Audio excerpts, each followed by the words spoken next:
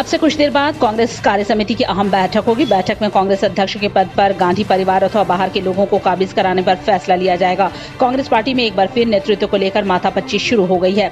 सांसद सोनिया गांधी का अंतरिम अध्यक्ष के तौर पर 1 साल का कार्यकाल पूरा होने वाला है। इसके बाद ही नए अध्यक्ष को लेकर पार्टी में उथल पुथल मची हुई है। बताया जा रहा है कि कांग्रेस कार्य समिति की सोमवार को होने वाली बैठक में कांग्रेस की अंतरिम अध्यक्ष सोनिया गांधी अपने पद से इस्तीफा दे सकती हैं। मीडिया रिपोर्ट के मुताबिक गुलाम नबी, चिदंबरम या खड़गे में से किन्हीं 2 को मिल सकती है नंबर 2 की हैसियत।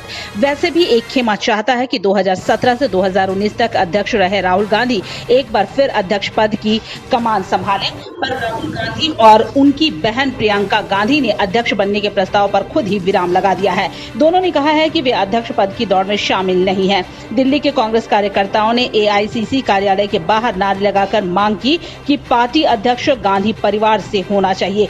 कांग्रेस कार्यकर्ता जगदीश शर्मा ने कहा कि हम गांधी परिवार से पार्टी अध्यक्ष चाहते हैं। अगर बाहरी व्यक्ति अध्यक्ष बना तो कांग्रेस बर्बाद हो जाएगी और टूट जाएगी। वहीं मध्य प्रदेश के गृह मंत्री ने कहा है कि सच है कि कांग्रेस में बहुत सारे योग्य उम्मीदवार हैं।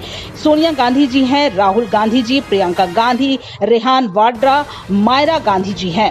कांग्रेस वो विद्यालय है जहां स्टूडेंट चाहे कितना अच्छा पढ़ ले, वहां फर्स्ट तो हेडमास्टर साहब का बच्चा ही आएगा। महिला वाले घरों को रोशन तो करते ही हैं, बच्चों का भविष्य भी संवारते हैं।